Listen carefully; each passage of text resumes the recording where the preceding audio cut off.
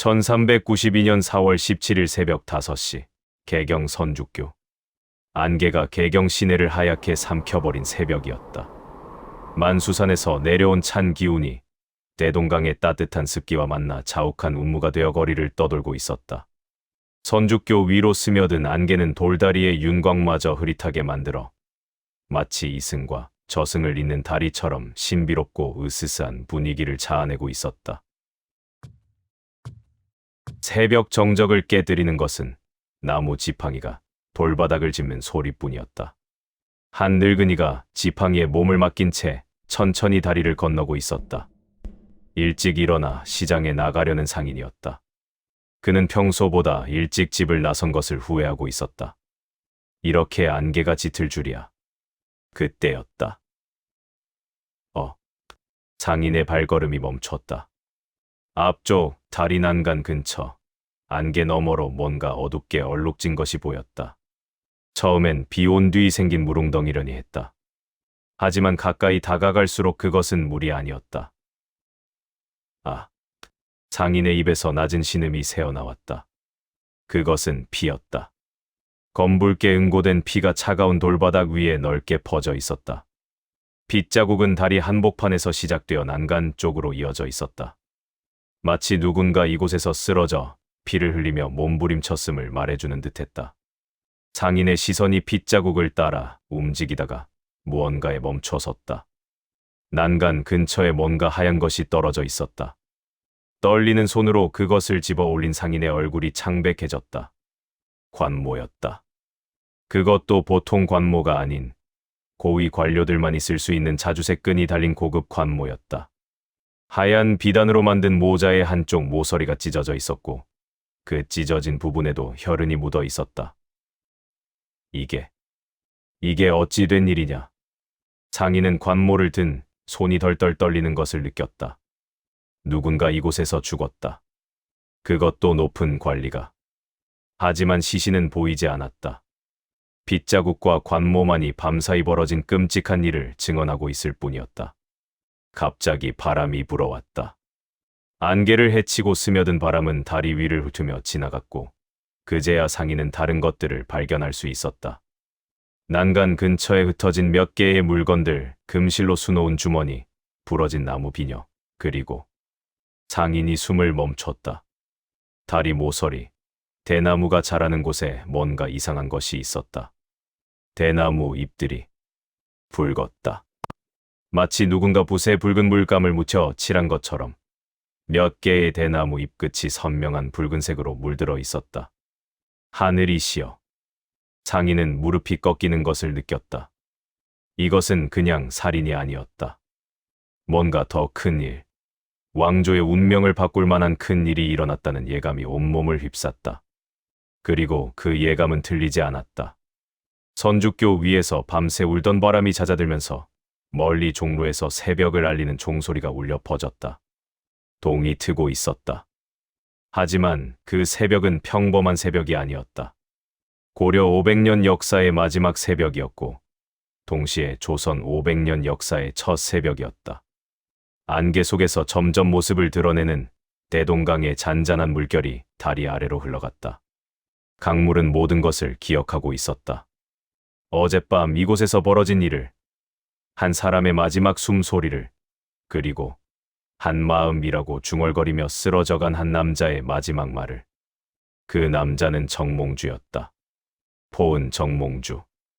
고려 왕조의 마지막 충신이자 조선 왕조가 가장 두려워했던 한 사람. 시한수로 자신의 운명을 결정짓고 끝까지 자신의 신념을 굽히지 않았던 마지막 고려의 상인이 떨리는 손으로 관모를 다시 바닥에 내려놓았을 때 어디선가 발자국 소리가 들려왔다. 여러 명이 급하게 달려오는 소리였다. 곧 이곳은 사람들로 가득 찰 것이다. 관리들이 와서 현장을 조사할 것이고 소문이 퍼져나갈 것이며 역사가 기록을 남길 것이다. 하지만 그 모든 기록들이 담지 못할 것이 하나 있었다. 어젯밤 선주교 위에서 마지막까지 타오르던 한 남자의 마음, 죽음보다 강했던 그 신념의 크기를. 어떤 죽음은 끝이 아니라 시작이다. 바람이 다시 불어와 핏자국 주변의 먼지를 날려보냈다. 그리고 그 바람을 따라 55년 전 영천의 한 서당으로 시간이 거슬러 올라가기 시작했다. 훗날 조선 500년의 방향을 결정지을 두 소년이 같은 하늘 아래에서 글을 읽고 있던 그 시절로. 한 사람의 끝은 다른 사람의 시작이었고, 한 왕조의 몰락은 다른 왕조의 출발이었다. 그리고 그 모든 변화의 중심에 끝까지 자신의 길을 걸어간 한 사람이 있었다. 정몽주. 그의 이야기가 지금 시작된다. 1350년 봄, 경상도 영천 이색의 서재. 영천에 이른 봄은 아직 쌀쌀했지만 처마 밑 작은 화분에서는 어김없이 새순이 돋아나고 있었다. 목심 깊숙이 잠들어 있던 생명력이 이 따스한 햇살을 받아 조금씩 깨어나는 계절이었다. 마당 한쪽에 심어진 대나무 역시 푸른 기운을 더해가며 봄바람에 사각사각 잎사귀를 흔들어대고 있었다. 서재 안은 고요했다. 수십 년을 거쳐 온 책들의 냄새가 은은하게 배어 있었고, 벼루에서는 아직 마르지 않은 먹물이 깊고 진한 검은 빛을 뿜어내고 있었다. 이색 선생이 새벽부터 써내려간 글씨들이 한지 위에 단정하게 늘어서 있었는데, 그 필획 하나하나에는 학자로서의 깊은 사색과 시대를 향한 우려가 고스란히 스며들어 있었다. 13살 소년 정몽주는 스승 앞에 무릎을 꿇고 앉아 있었다. 또래에 비해 작은 체구였지만 그의 눈동자에는 범상치 않은 빛이 서려 있었다. 단순한 호기심을 넘어선 세상의 이치를 꿰뚫어보려는 간절함이 그 맑은 눈 속에서 반짝이고 있었다. 이미 3년째 이 세계 문화에서 학문을 닦고 있었지만 여전히 스승의 한마디 한마디를 놓치지 않으려는 듯 온 신경을 집중하고 있었다. 이색은 제자의 얼굴을 찬찬히 바라보았다. 이 아이를 처음 받아들였을 때부터 예사롭지 않다고 생각했던 것이 날이 갈수록 확신으로 변해가고 있었다. 단순히 총명함의 문제가 아니었다. 이 소년에게는 학문을 통해 세상을 바르게 세우려는 의지, 그 무거운 책임감이 또렷하게 자리 잡고 있었다. 13살의 어린 나이에도 불구하고 말이다. 스승과 제자 사이에 잠시 정적이 흘렀다. 창밖에서는 제비 한 마리가 지저귀며 하늘로 치솟아 올랐고, 마당에서는 바람이 불어와 개나리 꽃이 몇 개를 흩날려 보내고 있었다. 평화로운 봄날의 풍경이었지만 이 조용한 서재 안에는 시대의 무게가 짙게 드리워져 있었다. 정몽주의 입에서 조심스러운 목소리가 흘러나왔다. 최근 며칠 동안 그의 마음을 짓누르고 있던 의문이었다. 마을 어귀에서 들려오는 어른들의 근심 어린 대화들, 그리고 조정에서 전해져 내려오는 불길한 소식들이 어린 소년의 가슴 속에 복잡한 감정들을 불러일으키고 있었다. 원나라의 간섭은 날로 심해져만 갔다. 고려의 왕은 이미 원나라 황제의 사위가 된 지 오래였고, 조정의 중요한 결정들은 모두 원나라의 눈치를 보며 내려져야 하는 처지였다. 더욱이 최근에는 고구려, 유민들에 대한 탄압 소식까지 들려오고 있었다. 이 모든 현실이 13살 소년에게는 이해하기 어려우면서도 가슴 아픈 일이었다. 이색은 제자의 질문을 들으며 깊은 한숨을 내쉬었다. 어떻게 하면 이 순수한 영혼에게 세상의 복잡함을 제대로 설명해 줄 수 있을까? 그렇다고 해서 현실을 미화해서 말할 수도 없는 일이었다. 이 아이는 언젠가 이 어지러운 세상 속에서 자신의 길을 걸어가야 할 사람이었기 때문이다. 스승의 목소리가 서재 안에 울려 퍼졌다. 차분하면서도 깊은 울림이 있는 음성이었다. 수십 년 동안 학문에 정진해온 학자의 목소리에는 세월의 무게와 함께 흔들리지 않는 신념이 배어 있었다. 세상이 아무리 복잡하고 어려워도 포기할 수 없다는 것, 그것이 이색이 평생을 걸쳐 깨달은 진리였다. 특히 이 혼란스러운 시대에야말로 더욱 그러했다. 외침이 잦고 정치가 어지러울수록 학문하는 사람들이 올바른 도를 세우기 위해 노력해야 한다는 것이 그의 확고한 신념이었다. 창밖을 바라보는 이색의 시선이 마당 한쪽의 대나무에 머물렀다. 아무리 센 바람이 불어도 꺾이지 않고 휘어질 뿐인 그 모습이 문득 앞으로 이 제자가 살아가야 할 삶과 닮아 있다는 생각이 들었다. 굽히지 않으면서도 부러지지 않는 지혜. 그것이야말로 이 어려운 시대를 살아가는 사람에게 필요한 덕목이 아닐까. 이색은 책상 위에 놓인 논어를 조심스럽게 집어들었다. 오랜 세월 동안 수없이 읽고 또 읽어온 책이었다. 가죽 표지는 낡고 해져서 군데군데 떨어져 나간 부분도 있었지만 그 안에 담긴 가르침만큼은 세월이 흘러도 조금도 빛이 바래지 않는 진리였다. 공자의 말씀 하나하나가 이 혼란스러운 시대를 살아가는 사람들에게 여전히 명확한 방향을 제시해주고 있었다. 정치의 근본에 대한 이야기가 이어졌다. 정치는 곧 빠르게 하는 것이라는 공자의 가르침이었다. 이 간단명료한 구절 속에는 정치의 모든 원칙이 담겨 있었다. 권력을 잡는 것이 목적이 아니라 세상을 바르게 세우는 것이 목적이어야 한다는 것. 그것이야말로 진정한 정치의 의미였다. 정몽주는 스승의 말을 한 글자도 놓치지 않으려고 애쓰며 들었다. 하지만 마음 한구석에서는 또 다른 의문이 꿈틀거리고 있었다. 그렇다면 현실에서는 어떻게 해야 하는가? 원리와 이상은 분명하지만 실제로 그것을 어떻게 실현해 나가야 하는가? 특히 지금처럼 강대한 외세의 압력 아래에서도 그런 원칙을 지켜나갈 수 있는가? 소년의 입에서 나온 다음 질문은 이색을 깊은 생각에 잠기게 만들었다. 도를 지켜낸다는 것, 그것이 과연 어떤 의미인가? 개인적 차원에서의 수양을 말하는 것인가? 아니면 현실 정치 속에서 구현해내야 하는 실천적 과제를 말하는 것인가? 그리고 그 과정에서 마주치게 될 수많은 시련들을 어떻게 극복해 나가야 하는가? 이색은 잠시 말을 멈추고 깊이 생각했다. 이 질문이야말로 성리학이 추구하는 이상과 현실 사이의 긴장을 가장 잘 보여주는 것이었다. 추상적인 원리를 구체적인 현실 속에서 구현해내는 것.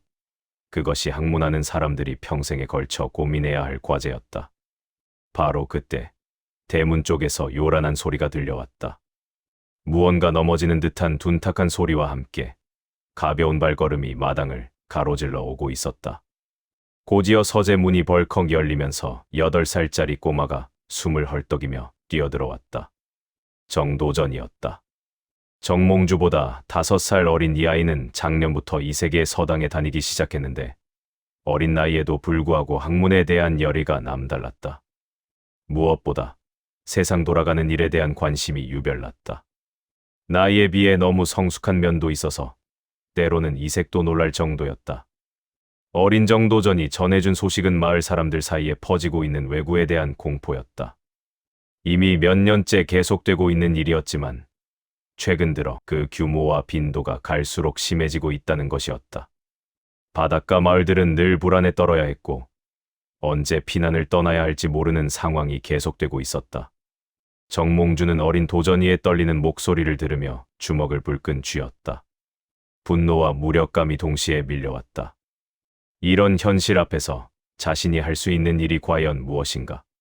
스승에게서 배운 도덕과 이상이 이런 구체적인 위기 상황에서 어떤 의미를 가질 수 있는가? 이색은 두 제자의 모습을 바라보며 복잡한 심경에 잠겼다. 몽주의 신중하고 원칙적인 성향과 도전이의 현실적이고 적극적인 성향이 이미 뚜렷하게 드러나고 있었다. 두 아이 모두 뛰어난 자질을 가지고 있었지만 앞으로 어떤 길을 걸어갈지는 전혀 예측할 수 없는 일이었다. 서재 밖에서는 바람이 불어와 대나무 잎사귀들을 흔들어댔다. 휘어져도 꺾이지 않는 대나무의 모습이 이 두 소년의 미래를 암시하는 듯했다. 그들 역시 앞으로 수없는 시련과 유혹 앞에서 자신만의 길을 선택해야 할 것이다. 그때 이 어린 시절의 가르침이 그들에게 올바른 나침반이 되어줄 수 있을까? 훗날 정몽주는 정말로 그 대나무와 같은 삶을 살게 될 것이었다. 아무리 거센 바람이 불어도 결코 자신의 신념을 굽히지 않는 마지막 순간까지 자신이 옳다고 믿는 길을 걸어가는 그런 사람이 될 것이었다. 하지만 그때 어린 몽주는 아직 몰랐다. 때로는 꺾이지 않는 것이 오히려 더 큰 고통을 가져다 준다는 것을, 그리고 42년 후 선주교에서 자신이 치러야 할 마지막 시험의 무게를. 1367년 가을, 고려 궁궐 대청전. 가을 햇살이 대청전의 높은 창문들 사이로 비스듬히 스며들어 붉은 융단 위에 황금빛 무늬를 그려내고 있었다. 웅장한 전각 안은 한낮임에도 불구하고 어딘지 모르게 음산한 기운이 감돌고 있었다. 연일 이어지는 왜구의 침입 소식과 원나라로부터의 끊임없는 간섭 때문에 조정의 분위기는 날로 무거워져만 가고 있었다. 어좌에 앉아있는 공민왕의 얼굴에는 깊은 피로감이 서려 있었다. 29의 나이였지만 연일 계속되는 국정의 중압감 때문에 실제 나이보다 훨씬 늙어 보였다. 그의 눈빛에는 개혁에 대한 의지와 함께 현실에 대한 깊은 우려가 교차하고 있었다. 즉위 이후 줄곧 추진해온 반원 정책과 내정 개혁이 생각만큼 순탄하지 않았고, 특히 최근 들어 심해지고 있는 외구의 침입은 그의 고민을 더욱 깊게 만들고 있었다. 대전 안에는 조정의 주요 신하들이 늘어서 있었다. 대부분이 중년 이상의 경험 많은 관료들이었지만 그들의 표정에서는 뚜렷한 해결책을 찾지 못하고 있는 답답함이 역력히 드러나고 있었다. 외구 문제에 대해서는 이미 수차례 논의가 있었지만 매번 임시방편적인 대책만 나올 뿐 근본적인 해결 방안은 찾지 못하고 있는 상황이었다. 그런 가운데 왕의 시선이 대전 한쪽에 서 있는 젊은 관료에게 머물렀다. 정몽주였다. 30살의 그는 이제 더 이상 영천서당에서 글을 읽던 소년이 아니었다. 3년 전 문과에 급제한 후 예조의 낭중으로 일하고 있었는데 최근 몇 차례에 걸쳐 올린 상소문들이 왕의 주목을 끌고 있었다.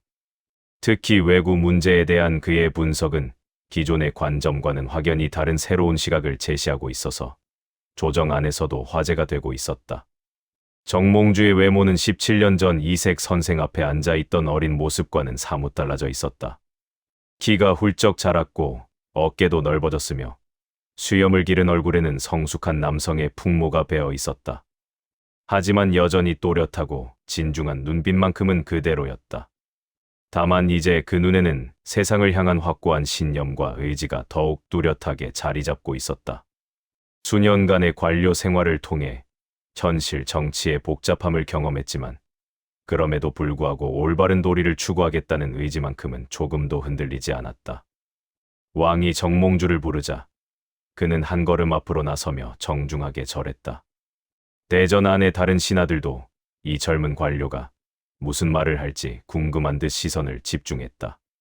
최근 들어 정몽주의 상소문들이 기존의 통념을 뒤흔드는 내용들을 담고 있어서 오늘도 또 어떤 새로운 관점을 제시할지 관심이 모아지고 있었다. 정몽주는 잠시 호흡을 정리하며 마음을 가다듬었다. 이런 중요한 자리에서 자신의 견해를 제대로 전달하는 것이 얼마나 중요한지 잘 알고 있었다. 잘못 말하면 왕의 뜻을 거스르는 것으로 오해받을 수 있고 너무 안전한 말만 하면 아무런 도움이 되지 않을 것이었다. 그리고 무엇보다 이것은 단순히 정치적 출세를 위한 기회가 아니라 정말로 나라와 백성을 위해 무언가 의미 있는 일을 할 수 있는 기회였다. 그의 분석은 예상을 뛰어넘는 것이었다. 지금까지 대부분의 신하들이 왜구를 단순한 해적 집단 정도로 여기고 군사적 대응에만 치중해왔는데 정몽주는 전혀 다른 관점에서 문제를 바라보고 있었다. 왜구의 침입이 갈수록 심해지는 근본 원인을 왜국 내부의 정치적 혼란에서 찾고 있는 것이었다.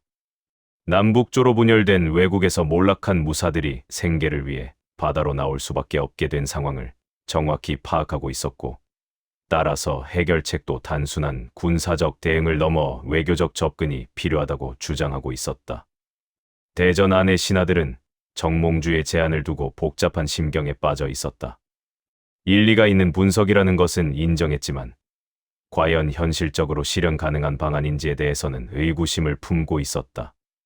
특히 나이 든 재상들은 이런 참신한 접근법에 대해 회의적인 반응을 보이고 있었다.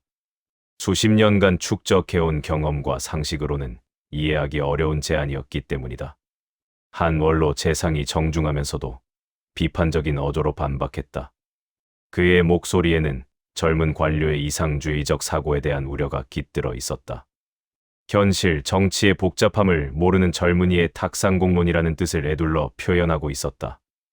외국과의 외교적 접촉이 과연 안전한 일인지, 그리고 설사 접촉한다 하더라도 실질적인 효과를 거둘 수 있을지에 대한 의문을 제기했다. 하지만 정몽주는 흔들리지 않았다.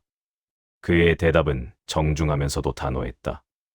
현재와 같은 방어적 대응만으로는 근본적인 해결이 어렵다는 것, 그리고 장기적 관점에서는 오히려 외교적 접촉이 더 안전하고 효과적인 방법이라는 신념을 분명하게 밝혔다. 더 나아가 자신이 직접 외국에 가서 상황을 파악해보겠다는 의지까지 표명했다. 이 순간 대전 안의 분위기가 완전히 바뀌었다. 이론적 토론을 넘어 구체적인 행동을 제시한 것이었다. 왜구가 설치는 위험한 바다를 건너 적국에 직접 가겠다는 것은 단순한 용기의 문제가 아니라 자신의 신념에 대한 확고한 믿음을 보여주는 것이었다. 공민왕의 얼굴에 흥미로운 표정이 스쳐 지나갔다. 이런 신하야말로 자신이 원하던 인재였다. 안전만을 추구하는 보수적인 관료들과는 확연히 다른 진취적 기상이 느껴졌다. 왕의 승인이 떨어지자 정몽주는 깊이 절하며 감사의 뜻을 표했다.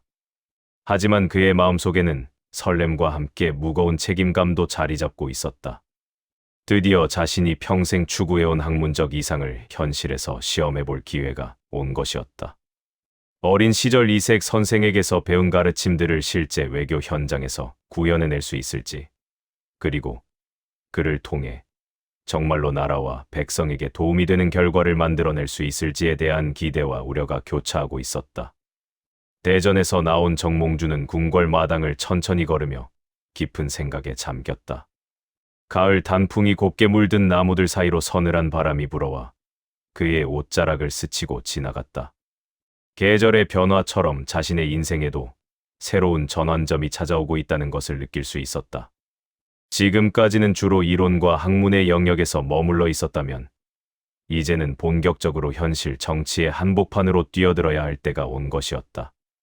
그때 뒤에서 급한 발걸음 소리가 들려왔다. 돌아보니 정도전이었다. 25살의 그는 한 성부에서 일하는 신진 관료가 되어 있었다. 어린 시절의 앳된 모습은 사라지고 날카로운 지성과 강한 의지력을 지닌 젊은 관료로 성장해 있었다. 하지만 그의 눈빛에는 현실에 대한 불만과 변화에 대한 갈망이 짙게 서려 있었다. 두 사람은 궁궐 마당 한쪽에서 마주섰다. 어린 시절부터 함께 공부했던 사이였지만 이제는 각자 다른 길을 걸어가고 있었고 세상을 바라보는 관점에서도 미묘한 차이가 생겨나고 있었다. 정몽주는 점진적이고 원칙적인 개혁을 추구하고 있었던 반면 정도전은 보다 근본적이고 혁신적인 변화를 원하고 있었다. 정도전의 반응은 예상보다 부정적이었다. 그는 형님이라고 부르는 정몽주를 여전히 존경하고 있었지만 그의 접근 방식에 대해서는 회의적인 견해를 가지고 있었다. 외구 문제를 외교적으로 해결하려는 시도가 과연 실효성이 있을지, 그리고 현재와 같이 국력이 약화된 상황에서 그런 온건한 방법만으로 충분할지에 대한 의문을 제기했다. 그들의 대화 속에서는 앞으로 이 나라가 걸어가야 할 방향에 대한 근본적인 시각 차이가 드러나고 있었다. 정몽주는 기존 체제 내에서의 점진적 개선을 통해 문제를 해결하려 했던 반면 정도전은 보다 급진적이고 구조적인 변화가 필요하다고 보고 있었다. 두 사람 모두 나라와 백성을 위한다는 목표는 같았지만 그 목표를 달성하기 위한 방법론에서는 상당한 차이를 보이고 있었다. 가을 하늘 아래에서 이어진 이들의 대화는 단순한 개인적 의견 차이를 넘어 앞으로 이 나라가 맞이하게 될 거대한 변화의 전조를 보여주는 것이었다. 그들은 아직 몰랐지만 21년 후 위화도에서 일어날 역사적 사건이 이 모든 논의들을 현실로 만들어낼 것이었고, 그때 이들은 서로 다른 선택 앞에 서게 될 것이었다. 그리고 그 선택의 결과가 결국 선주교에서의 마지막 만남으로 이어질 것이라는 사실을 1388년 8월 개경 정몽주의 사저. 늦여름 밤 공기가 무겁게 가라앉은 개경이었다. 장마가 끝난 지 얼마 되지 않아 습기가 여전히 거리 곳곳에 눅눅하게 배어 있었고 간간이 들려오는 매미 소리만이 적막한 밤의 정적을 깨뜨리고 있었다. 대동강 너머로는 어스름한 달빛이 물결 위에 은빛 무늬를 그려내고 있었지만 그 아름다운 풍경도 이날 밤만큼은 왠지 불길하게 느껴졌다. 정몽주는 자신의 서재에서 촛불을 켜고 밤늦도록 책을 읽고 있었다. 41살이 된 그의 얼굴에는 세월의 흔적이 깊게 새겨져 있었다. 이마에 드리워진 주름과 관자놀이의 희끗희끗한 머리카락이 그동안 겪어온 무수한 고민과 번민의 흔적들을 말해주고 있었다. 하지만 여전히 또렷하고 의지가 강한 눈빛만큼은 젊은 시절 그대로였다. 오히려 세월이 흐를수록 그의 신념은 더욱 확고해져만 가고 있었다. 21년 전 외국 사행에서 돌아온 후 그의 관직 생활은 순탄하게 이어져 왔다. 예조판서를 거쳐 지금은 문화시중의 지위에까지 올라 있었다. 조정에서 그의 목소리는 날로 무게를 더해갔고, 특히 외교 문제에 있어서는 그의 의견이 거의 절대적인 영향력을 발휘하고 있었다. 하지만 동시에 그만큼 무거운 책임감도 어깨 위에 짊어져야 했다.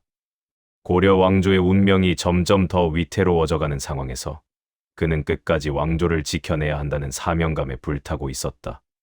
최근 몇 년간 정세는 급격하게 변화하고 있었다. 원나라의 세력이 약화되면서 고려는 새로운 선택의 기로에 서 있었다. 진원파와 친명파 사이의 대립이 격화되고 있었고, 군부 세력들의 영향력도 날로 커져가고 있었다. 특히 이성계로 대표되는 신진 무인 세력은 연일 군공을 세우며 조정 내에서의 발언권을 강화해 나가고 있었다. 이런 상황에서 정몽주는 기존 문신 세력의 중심인물로서 미묘하고도 어려운 입지에 놓여 있었다. 서재 안에서는 촛불이 깜박거리며 불안한 그림자를 벽에 만들어내고 있었다. 정몽주는 책을 읽고 있었지만 집중이 잘 되지 않았다. 며칠 전부터 조정 안에 이상한 소문들이 돌고 있었기 때문이다. 요동 정벌을 위해 압록강 위화도에 집결한 군대에서 무언가 예상치 못한 일이 벌어지고 있다는 풍문이었다. 구체적인 내용은 알 수 없었지만 뭔가 중대한 변화가 일어나고 있다는 것만은 분명해 보였다. 바로 그때였다. 대문 쪽에서 급한 말발굽 소리가 들려왔다. 깊은 밤에 이런 소리가 난다는 것은 보통 급한 전령이 도착했다는 의미였다. 정몽주는 책에서 눈을 떼고 귀를 기울였다. 고지어 하인의 급한 발걸음 소리와 함께 누군가 사랑채 문을 두드리는 소리가 들렸다. 문이 열리자 전령 한 명이 황급히 뛰어들어왔다. 그의 얼굴은 땀과 먼지로 범벅이 되어 있었고 숨을 가쁘게 몰아쉬고 있어서 상당한 거리를 급히 달려온 것임을 알 수 있었다. 더욱이 그의 표정에는 평범한 소식이 아닌 중대한 사건을 전하러 온 사람의 긴장감이 역력히 드러나 있었다.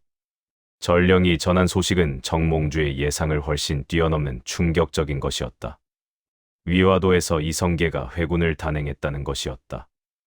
요동 정벌을 위해 출정했던 군대가 명나라와의 전쟁을 거부하고 다시 되돌아오고 있다는 소식이었다.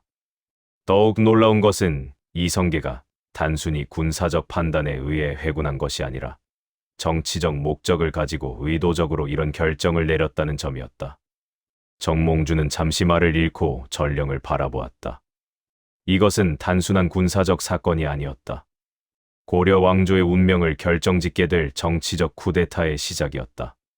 지금까지 자신이 우려해왔던 최악의 시나리오가 현실로 나타나고 있는 것이었다. 이성계와 그를 둘러싼 신진 무인 세력들이 드디어 본격적인 정치적 행동에 나선 것이었다. 전령이 물러간 후 정몽주는 혼자 남아 깊은 생각에 잠겼다. 촛불은 여전히 깜박거리고 있었고 밤바람이 창문 틈으로 스며들어와 종이를 살랑살랑 흔들어댔다. 하지만 그의 마음속에는 훨씬 거센 폭풍이 몰아치고 있었다. 이제 정말로 선택의 시간이 온 것이었다. 현실을 받아들이고 새로운 세력과 타협할 것인가? 아니면 끝까지 기존 왕조에 대한 충성을 지킬 것인가? 어린 시절 이색 선생에게서 배운 가르침들이 다시 한번 마음속에 떠올랐다. 충과의 그리고 신하로서의 도리에 대한 깊은 사색들이 그의 정신을 지배하고 있었다. 하지만 현실은 그런 추상적인 원리들보다 훨씬 복잡하고 냉혹했다. 이성계는 이미 군사적으로 압도적인 우위를 점하고 있었고 조정 내에서도 그를 지지하는 세력들이 점점 늘어나고 있었다. 이런 상황에서 기존 왕조를 지키려는 노력이 과연 의미가 있을지, 그리고 그런 노력이 오히려 더 큰 혼란과 희생만 가져오는 것은 아닐지 고민스러웠다. 하지만 동시에 그의 마음 한켠에서는 또 다른 목소리가 들려오고 있었다. 지금 포기한다면 지금까지 자신이 추구해온 모든 가치들이 무의미해지는 것 아닌가. 개인의 안위나 현실적 이익을 위해 신념을 굽힌다면 그것이야말로 진정한 배신이 아닌가. 이런 갈등 속에서 정몽주는 밤새도록 잠을 이루지 못했다. 다음 날 아침 일찍 정도전이 찾아왔다. 36살의 그는 이제 조정에서 상당한 영향력을 가진 정치가로 성장해 있었다.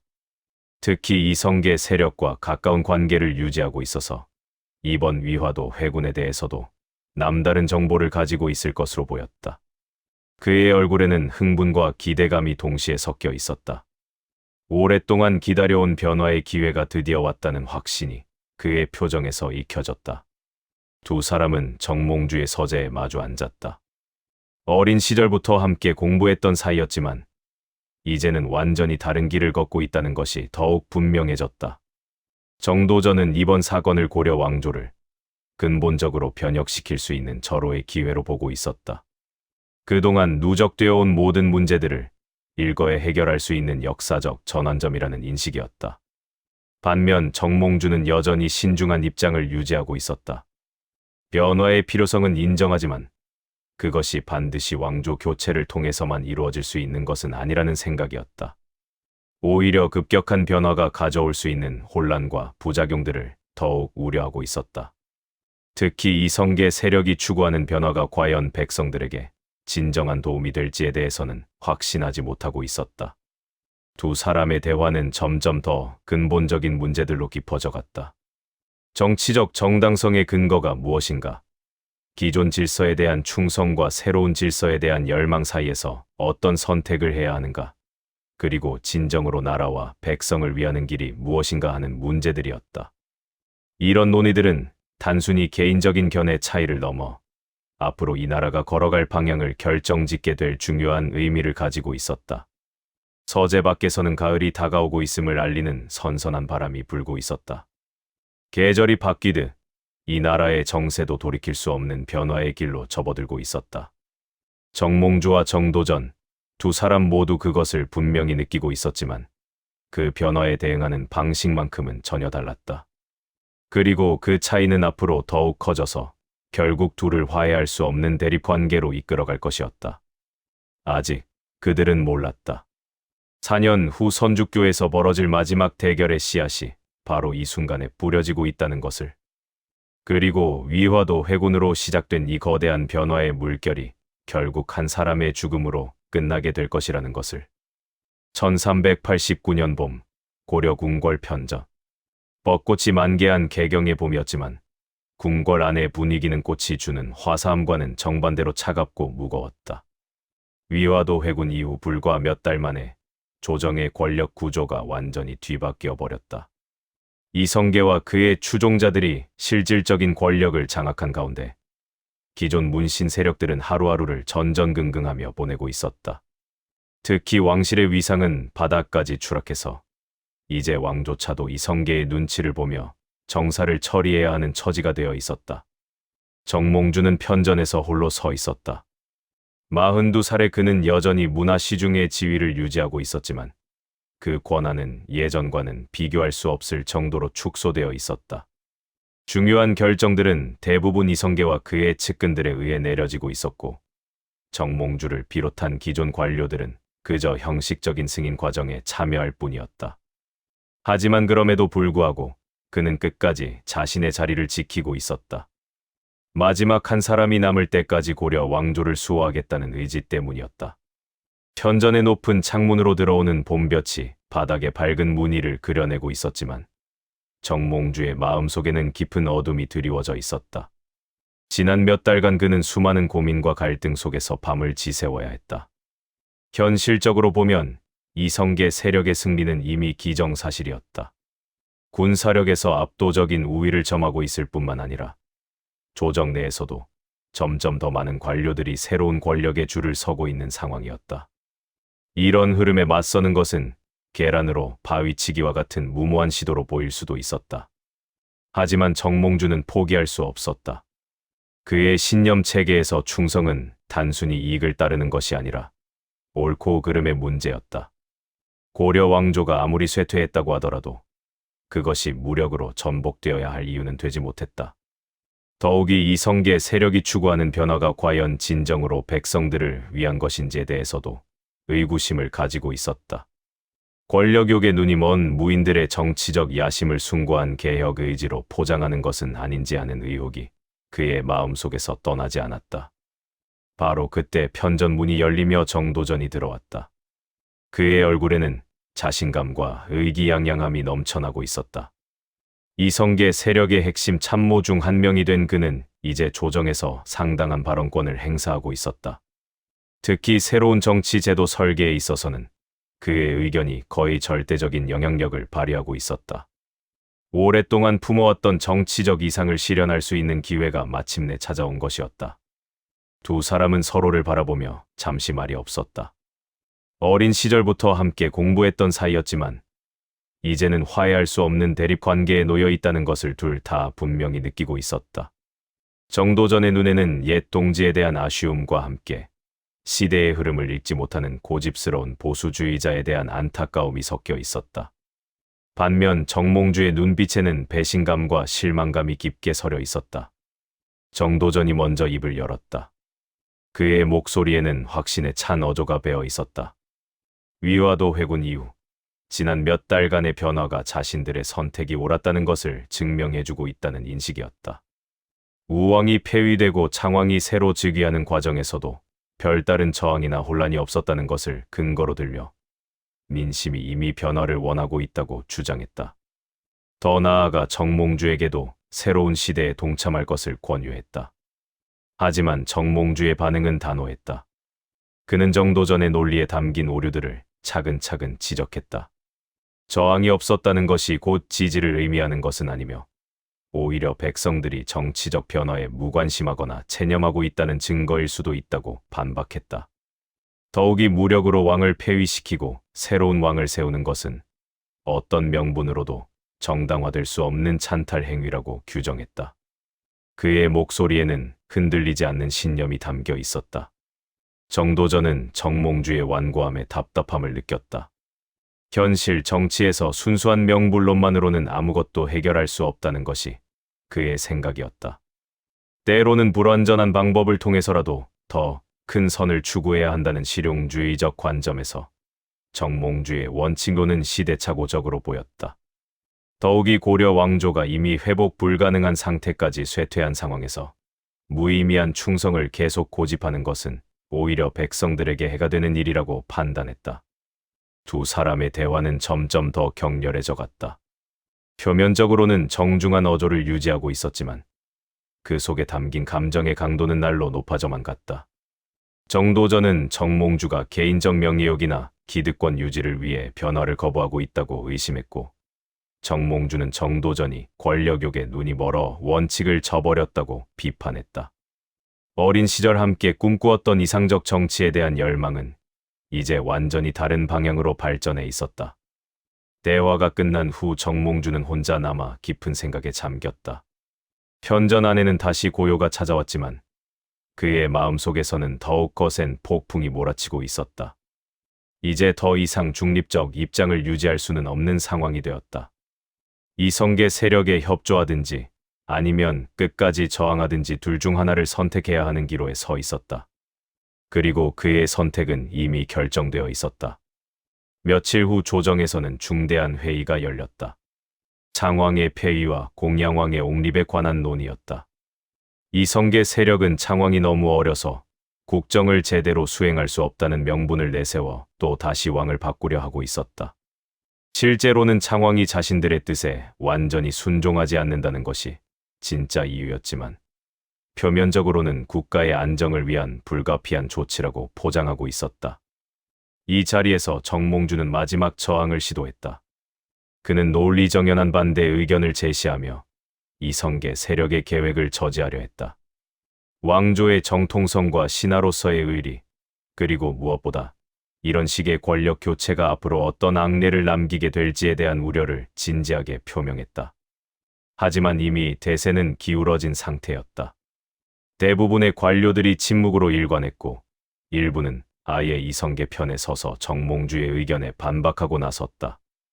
회의가 끝난 후 정몽주는 자신이 완전히 고립되어 있다는 사실을 절감했다. 조정에서 그를 지지하는 목소리는 거의 찾아볼 수 없었고 설사 마음으로는 동조하는 사람들이 있다 하더라도 공개적으로 나서려 하지는 않았다. 현실적 이익을 고려할 때 이성계 세력에 맞서는 것은 너무나 위험한 일이었기 때문이다. 하지만 이런 고립감이 오히려 정몽주의 의지를 더욱 굳게 만들었다. 그는 어린 시절 이색 선생에게서 배운 대나무의 정신을 떠올렸다. 아무리 센 바람이 불어도 꺾이지 않고 끝까지 자신의 자리를 지키는 그 모습처럼 자신도 마지막까지 신념을 굽히지 않겠다고 다짐했다. 비록 혼자일지라도, 비록 승산이 없을지라도 옳다고 믿는 길을 끝까지 걸어가겠다는 결심이었다. 궁궐을 나서며 정몽주는 저녁 노을이 물든 하늘을 바라보았다. 붉은 노을이 서쪽 하늘 끝으로 사라져가는 모습이 마치 고려 왕조의 운명을 예고하는 것 같았다. 하지만 그는 포기하지 않았다. 노을이 지더라도 다시 해는 뜨는 법이었다. 비록 자신이 그 새로운 날을 보지 못할지라도 후세에는 분명 자신의 뜻을 이해하는 사람들이 있을 것이라는 믿음이 있었다. 그는 아직 몰랐다. 3년 후 선죽교에서 자신이 맞이하게 될 마지막 시험의 의미를, 그리고 그 죽음이야말로 진정으로 역사에 길이 남을 승리가 될 것이라는 사실을. 1392년 3월, 개경 이방원의 저택. 봄 기운이 완연한 3월의 저녁이었지만 개경 시내에는 묘한 긴장감이 흐르고 있었다. 해가 서산으로 기울면서 거리 곳곳에 길고 어두운 그림자가 드리워지고 있었고, 바람 한 점 없는 고요한 공기는 마치 무언가 중대한 일이 일어나기를 기다리고 있는 것 같았다. 대동강변에 자리 잡은 이방원의 저택에서는 화려한 등불들이 하나둘 켜지기 시작하고 있었다. 오늘 밤 여기서 열릴 연회가 단순한 사교 모임이 아니라는 것을 아는 사람들은 모두 긴장한 채로 저택을 향해 발걸음을 옮기고 있었다. 이방원은 33세 나이로 이미 아버지, 이성계의 가장 유능한 정치적 동반자로 인정받고 있었다. 위화도 회군 이후 급변한 정세 속에서 그는 단순한 무장의 아들을 넘어서 뛰어난 전략가이자 정치가로서의 면모를 유감없이 발휘하고 있었다. 특히 기존 문신 세력들을 새로운 체제로 포섭하는 작업에 있어서는 그 누구보다도 탁월한 능력을 보여주고 있었다. 하지만 아직까지 해결하지 못한 마지막 과제가 하나 남아 있었다. 바로 정몽주였다. 저택의 주요 건물인 사랑채는 오늘 밤을 위해 특별히 장식되어 있었다. 넓은 대청마루에는 값비싼 자리들이 깔려 있었고, 곳곳에 배치된 촛대들이 따뜻하고 은은한 빛을 발하고 있었다. 벽에는 명필가들의 글씨와 그림들이 걸려 있어 고상한 분위기를 자아내고 있었지만 동시에 어딘지 모르게 계산된 느낌도 들었다. 이 모든 것이 오늘 밤의 주요 목적, 즉 정몽주를 설득하기 위한 무대 장치처럼 보였기 때문이다. 해가 완전히 진 후부터 손님들이 하나둘 도착하기 시작했다. 조정의 주요 인물들이 대부분 참석했는데 이미 이성계 편에 선 사람들과 아직 태도를 분명히 하지 않은 중립파들, 그리고 소수의 기존 왕조 지지자들이 미묘한 긴장감 속에서 한자리에 모여 있었다. 표면적으로는 평범한 봄밤 연회의 모습이었지만 참석자들의 표정에서는 모두 무언가 중요한 일이 벌어질 것이라는 예감을 읽을 수 있었다. 정몽주는 가장 늦게 도착했다. 45살의 그는 여전히 위험 있는 풍채를 유지하고 있었지만 최근 몇 달간의 극심한 스트레스로 인해 이마의 주름이 더욱 깊어져 있었고 관자놀이에 흰 머리도 눈에 띄게 늘어나 있었다. 하지만 그의 눈빛만큼은 조금도 흐려지지 않았다. 오히려 갈수록 어려워지는 상황 속에서도 자신의 신념을 굽히지 않겠다는 의지가 더욱 또렷하게 빛나고 있었다. 그가 대청마루에 들어서자 연회장의 분위기가 미묘하게 변했다. 이미 술이 몇 순배 돌고 있었지만 사람들의 대화는 여전히 조심스럽고 표면적인 수준에 머물러 있었다.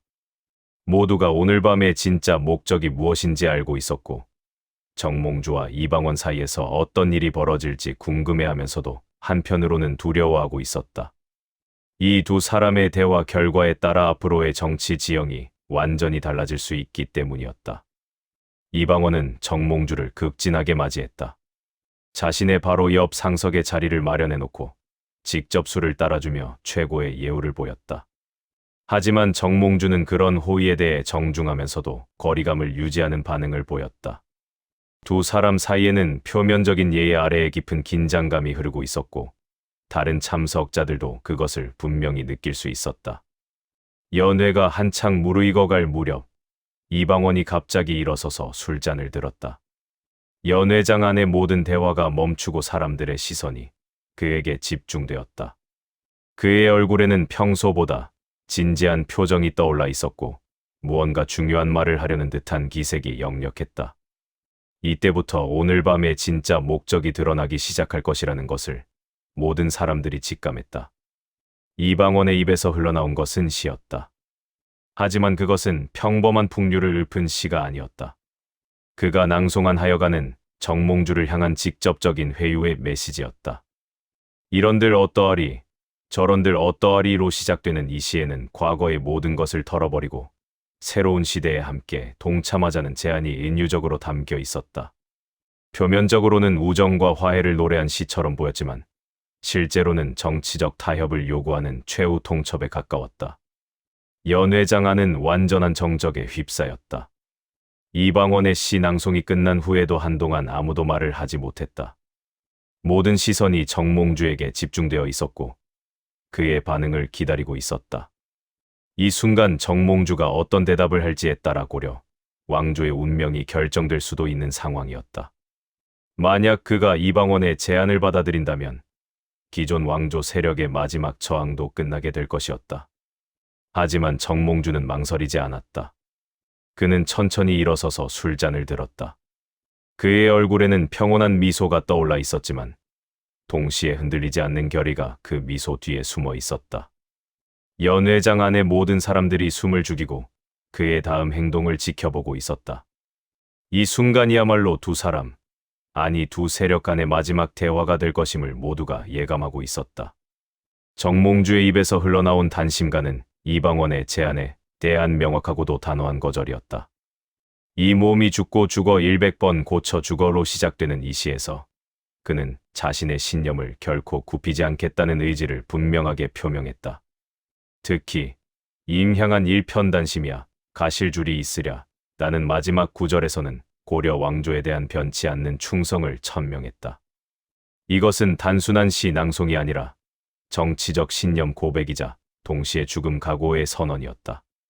시 낭송이 끝난 후 연회장은 다시 한번 깊은 침묵에 빠졌다. 이번에는 앞서와는 다른 종류의 정적이었다. 이방원의 얼굴에서 미소가 사라졌고 다른 참석자들도 이제 돌이킬 수 없는 지점을 넘어섰다는 것을 깨달았다. 정몽주의 거절은 예상했던 것이지만 그것이 이렇게 공개적이고 단호한 방식으로 표명되리라고는 생각하지 못했던 것이다. 이방원은 잠시 술잔을 내려다보며 깊은 생각에 잠겼다. 그의 마음속에서는 복잡한 감정들이 교차하고 있었다. 정몽주에 대한 존경심과 함께 그의 완고함에 대한 안타까움도 있었다. 하지만 무엇보다도 이제는 다른 방법을 써야 한다는 냉혹한 현실 인식이 자리 잡고 있었다. 설득과 회유가 통하지 않는다면 남은 선택지는 하나뿐이었다. 연회는 그 후로도 한참 더 계속되었지만 분위기는 완전히 달라져 있었다. 표면적으로는 여전히 화기애애한 모습을 유지하려 했지만 모든 사람들이 방금 전 벌어진 시 대결의 의미를 곱씹고 있었다. 정몽주는 끝까지 자리를 지켰지만 그의 표정에서는 이미 각오가 완료되었음을 읽을 수 있었다. 이제 그에게 남은 것은 마지막까지 신념을 지키다가 떠나는 일뿐이었다. 저택을 떠나며 정몽주는 밤하늘의 별들을 올려다보았다. 구름 한 점 없이 맑은 하늘에 무수한 별들이 반짝이고 있었지만 그 아름다운 풍경도 오늘 밤만큼은 쓸쓸하게 느껴졌다. 하지만 그는 후회하지 않았다. 자신이 선택한 길이 외롭고 험난할지라도 그것이 옳은 길이라는 확신이 있었다. 그는 아직 몰랐다. 한 달 후 선주교에서 자신을 기다리고 있는 운명을, 그리고 오늘 밤의 거절이 그 운명으로 향하는 마지막 걸음이 될 것이라는 사실을. 1392년 4월 15일 저녁, 정몽주의 사저. 봄비가 하루 종일 부슬부슬 내리다가 저녁 무렵에야 그쳤다. 젖은 기와 위로 석양이 비스듬히 내리쬐며 붉은 빛을 만들어내고 있었지만 그 아름다운 풍경조차도 어딘지 모르게 불길한 기운을 머금고 있었다. 정몽주의 사저 마당에는 빗물에 젖은 낙엽들이 여기저기 흩어져 있었고 처마 끝에서는 아직도 물방울이 또르르 떨어지며 적막한 저녁 공기를 깨뜨리고 있었다. 지난 한 달간 정몽주를 둘러싼 상황은 급속도로 악화되고 있었다. 이방원의 저택에서 벌어진 시 대결 이후 조정 내에서 그의 입지는 거의 절망적인 수준까지 추락해 있었다. 공양 왕조차도 이제는 그를 멀리하기 시작했고 예전에 그와 뜻을 함께했던 동료들마저 하나둘 등을 돌리고 있었다. 더욱이 거리에서는 이성계 세력의 감시가 노골적으로 이루어지고 있어서 그의 일거수일투족이 모두 보고되고 있는 상황이었다. 하지만 정몽주는 굴복하지 않았다. 오히려 갈수록 거세지는 압박 속에서도 그는 더욱 당당하게 자신의 신념을 지켜나가고 있었다. 조정에서 열리는 회의마다 참석하여 이성계 세력의 정책에 대해 논리정연한 반대 의견을 제시했고 왕조 교체 음모에 대해서는 끝까지 저항하겠다는 의지를 분명히 밝혔다. 이런 그의 행동은 주위 사람들에게는 무모한 고집으로 보였지만 정몽주 자신에게는 마지막까지 지켜야 할 선비의 도리였다. 서재 안에서 정몽주는 홀로 촛불을 켜고 책을 읽고 있었다. 맹자의 한 구절이 그의 눈에 들어왔다.富贵不能淫，贫贱不能移，威武不能屈。 부귀로도 마음을 흔들 수 없고 가난으로도 뜻을 바꿀 수 없으며 위력으로도 굴복시킬 수 없다는 뜻이었다. 이것이야말로 대장부가 가져야 할 기계라고 맹자는 말하고 있었다. 정몽주는 이 구절을 읽으며 다시 한번 자신의 마음을 다잡았다. 바로 그때였다. 대문 쪽에서 조심스러운 발걸음 소리가 들려왔다. 평소와는 다른 어딘지 모르게 숨어 다니는 듯한 기척이었다. 고지어 하인이 서재 문을 두드렸다. 그의 목소리에는 긴장감이 역력했다. 누군가 정몽주에게 전할 물건이 있다며 찾아왔다는 것이었다.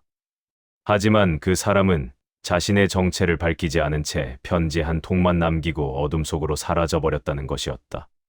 정몽주는 하인이 가져온 편지를 받아들었다.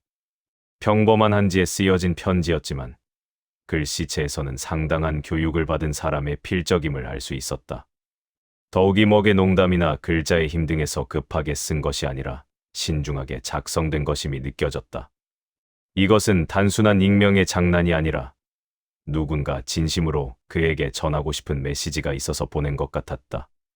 편지를 펼친 정몽주의 얼굴이 굳어졌다. 내용은 간단명료했지만 그 의미는 명확했다. 선주교 밤길을 조심하시오. 단 한 줄의 짧은 경고였지만 그 속에 담긴 뜻은 충분히 파악할 수 있었다. 누군가 그를 해치려는 계획을 세우고 있고 그 장소가 선주교라는 것이었다. 더욱이 편지를 보낸 사람이 익명을 유지하면서까지 이런 경고를 했다는 것은 그 위험이 매우 현실적이고 임박했다는 의미였다. 정몽주는 편지를 다시 읽어보며 깊은 생각에 잠겼다. 누가 이런 편지를 보냈을까? 이성계 세력 내부의 누군가일 수도 있고 아니면 아직 그를 걱정하는 옛 동료 중 한 명일 수도 있었다. 어쨌든 이 경고는 진실일 가능성이 높았다. 지금까지의 상황을 보면 이성계 세력이 회유와 압박에 이어 마지막 수단을 사용할 때가 왔다는 것을 충분히 예상할 수 있었기 때문이다. 그때 안채에서 발걸음 소리가 들려왔다. 부인과 자식들이 저녁 인사를 드리러 오는 소리였다. 평소 같으면 반가운 소리였겠지만 오늘은 왠지 무거운 마음이 들었다. 만약 정말로 위험이 임박했다면 가족들에게 어떻게 말해야 할까? 그들을 불안하게 만들고 싶지는 않았지만 그렇다고 해서 아무것도 모르게 둘 수도 없는 일이었다. 가족들이 서재에 들어와 평소와 같이 담소를 나누었지만 정몽주의 마음은 복잡했다. 큰아들은 이미 관직에 나가 있었고 둘째 아들도 학문의 뜻을 두고 있었다. 만약 자신에게 무슨 일이 생긴다면 이들의 앞길은 어떻게 될까? 이성계 세력이 정권을 잡은 후에도 이들이 무사할 수 있을까? 그런 걱정들이 마음속을 어지럽혔다. 가족들이 물러간 후 정몽주는 다시 홀로 남겨졌다. 촛불이 깜박거리며 서재 안에 불안한 그림자를 만들어내고 있었다. 그는 책상 앞에 앉아 마지막 결단을 내려야 하는 순간이 왔다는 것을 깨달았다. 경고를 받아들여 한동안 몸을 사리며 조심스럽게 행동할 것인가? 아니면 이런 위협에도 굴복하지 않고 당당하게 자신의 길을 계속 걸어갈 것인가? 선택은 사실상 정해져 있었다. 지금까지 줄곧 걸어온 길을 마지막 순간에 포기할 수는 없었다. 만약 위험을 피해 숨어 지낸다면 그것은 사실상 패배를 인정하는 것이나 다름없었다. 더욱이 그런 식으로 목숨을 부지한다 해도 앞으로 어떤 의미 있는 삶을 살 수 있겠는가? 신념을 저버린 채로 사는 삶보다는 신념을 지키다가 죽는 죽음이 오히려 나을 것이었다. 정몽주는 편지를 다시 한번 읽어보고는 촛불에 태워버렸다. 한지가 타면서 작은 불꽃을 일으키더니 곧 재가 되어 흩어졌다. 하지만 그 편지의 내용은 그의 마음속에 깊이 새겨져 있었다. 선죽교라는 지명이 특별한 의미를 가지게 된 것이다. 어쩌면 그곳이 자신의 마지막 무대가 될 수도 있겠다는 예감이 들었다. 밤이 깊어가면서 정몽주는 지난 55년간의 인생을 되돌아보았다. 어린 시절 이색 선생에게서 배운 가르침들, 젊은 시절의 이상과 포부들, 관직에 나가서 겪은 수많은 경험들이 주마등처럼 스쳐 지나갔다. 특히 정도전과 함께했던 어린 시절의 기억들이 생생하게 떠올랐다. 그때는 둘 다 이 세상을 더 나은 곳으로 만들겠다는 순수한 꿈을 가지고 있었는데 세월이 흐르면서 그렇게 다른 길을 걷게 될 줄은 몰랐었다. 하지만 후회는 없었다. 각자 자신이 옳다고 믿는 길을 선택한 것뿐이었다. 정도전은 현실적 변화를 통해 이상을 실현하려 했고 자신은 원칙적 신념을 지킴으로써 가치를 실현하려 했다. 어느 쪽이 더 옳은지는 역사가 판단할 일이었다. 중요한 것은 마지막까지 자신이 믿는 바를 지켜내는 것이었다.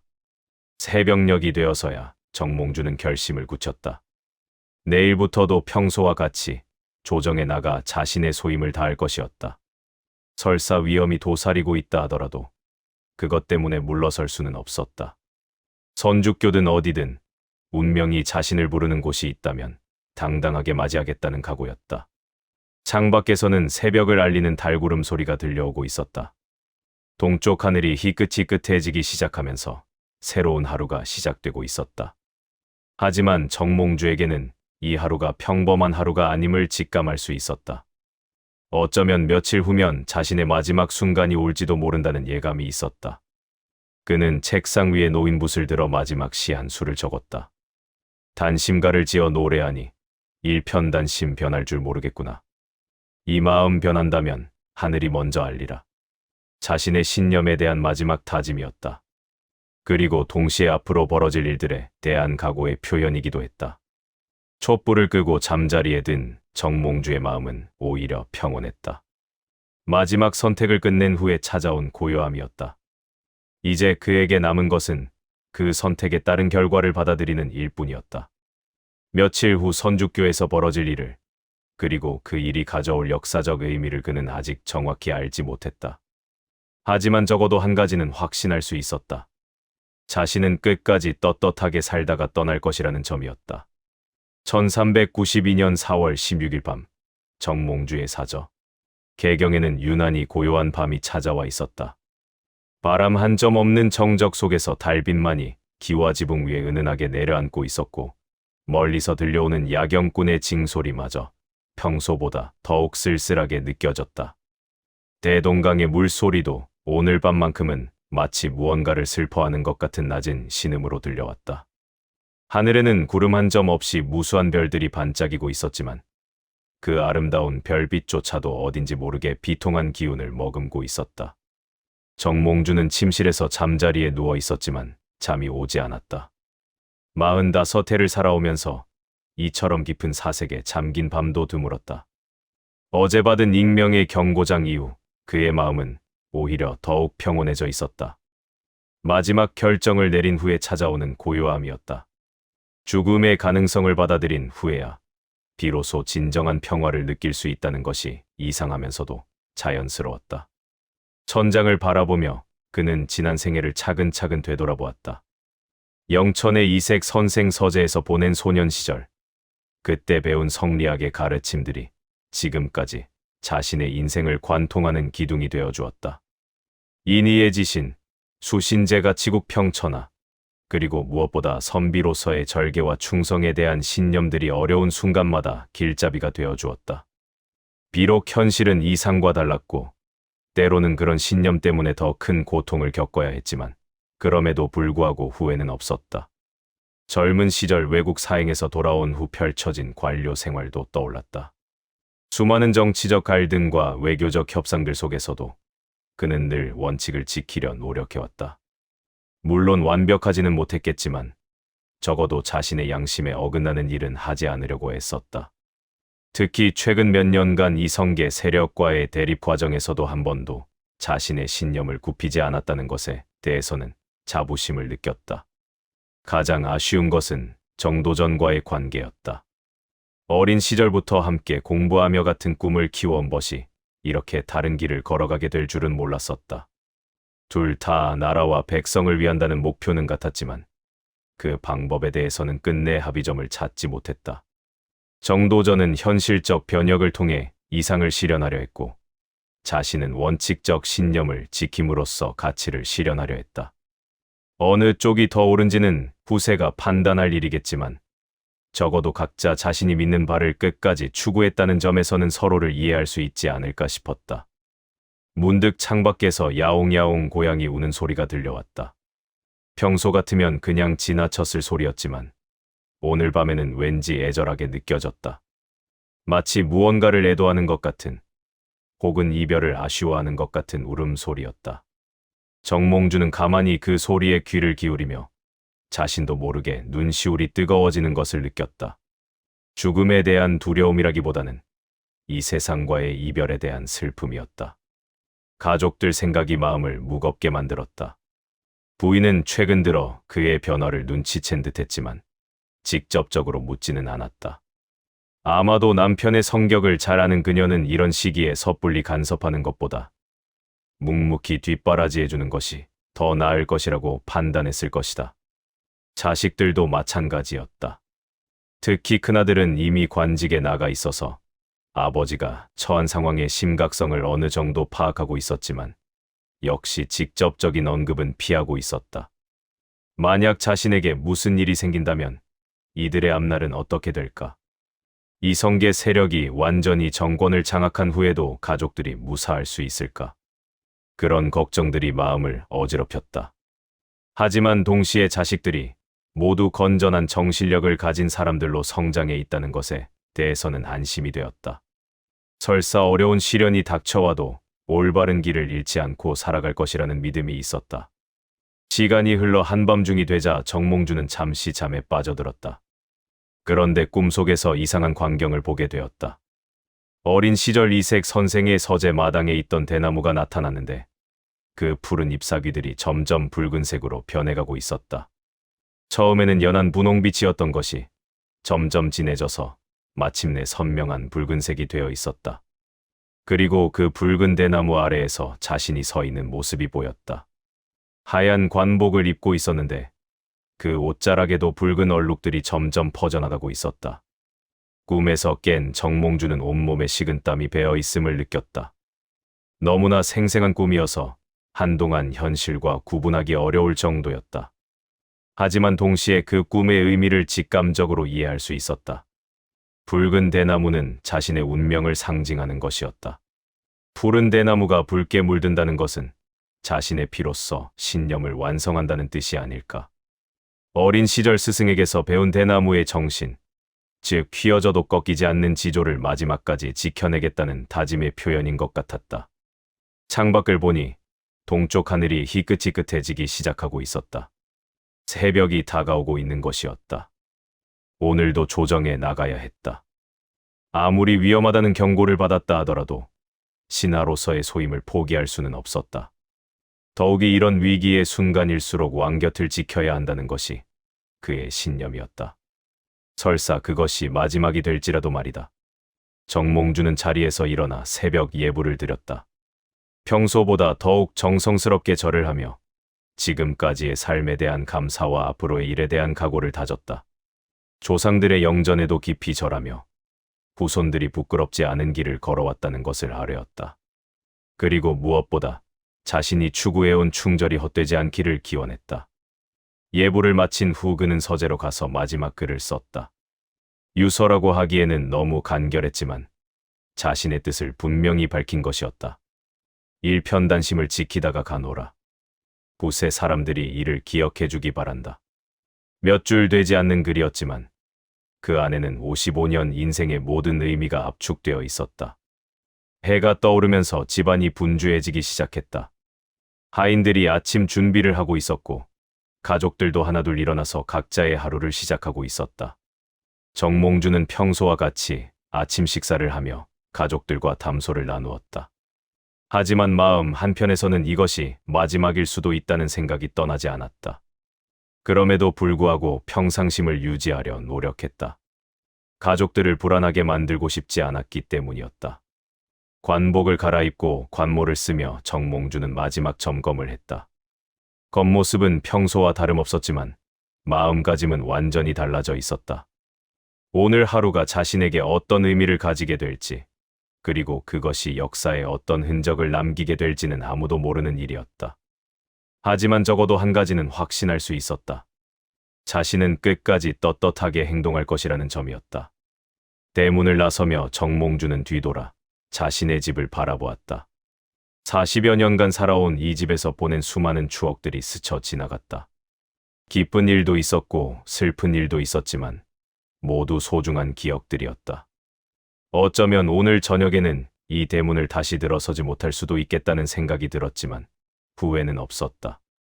자신이 선택한 길의 끝이 어떠하든 받아들일 준비가 되어 있었다.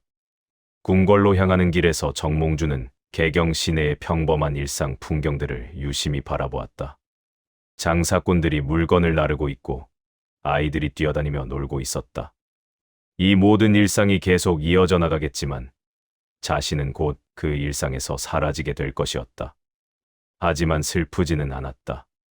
오히려 이런 평범한 일상이 계속될 수 있도록 자신이 기여할 수 있다면 그것만으로도 충분히 의미 있는 일이라고 생각했다.